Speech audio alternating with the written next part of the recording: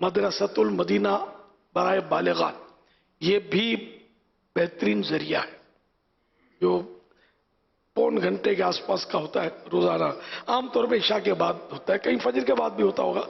تو اس میں کوئی پیسہ فیس ہمارے ہاں تو نہ ریگولر کی ہے نہ ان کی ہے. مدرسۃ المدینہ جامعۃ المدینہ کہیں بھی ہمارے ہاں فیس نہیں ہوتی.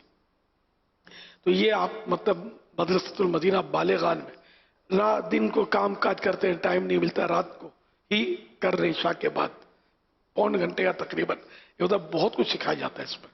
قرآن کریم بھی حروف کہاں سے کون سا حرف ادا کرنا ہے یہ بھی بسم اللہ الرحمن الرحیم پڑھنا نہیں آتا. نماز یوں کو سورۃ الفاتحہ صحیح پڑھنا، یعنی کہ آپ 100 کی سنیں گے تو شاید ایک یا دو کو قاری صاحب ہوں گے نا تو شاید ایک آدھ کو پاس کریں گے کہ اس نے صحیح پڑھی ہے. باقی نہیں آتا سیکھنے کا ٹائم ہی نہیں ہے.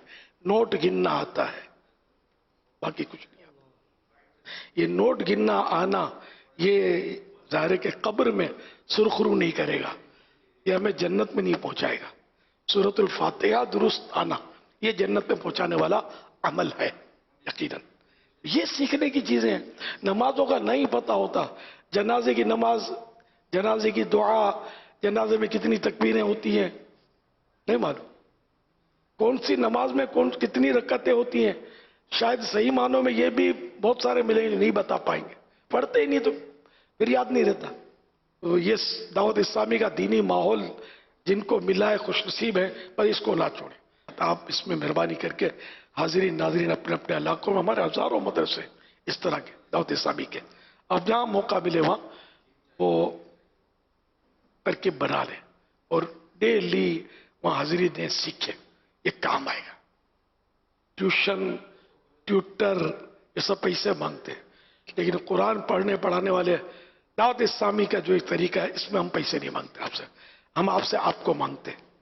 آپ آئیں، مہربانی کریں، آپ کی منت کرتے آپ آئیں ہم سے قرآن سیکھیں. لیکن آپ ہیں کہ بس تو انہی سے دور بھاگے جنہیں تجھ پہ پیار آئے، دور بھاگتے. صلو علی الحبیب صلی اللہ علی محمد.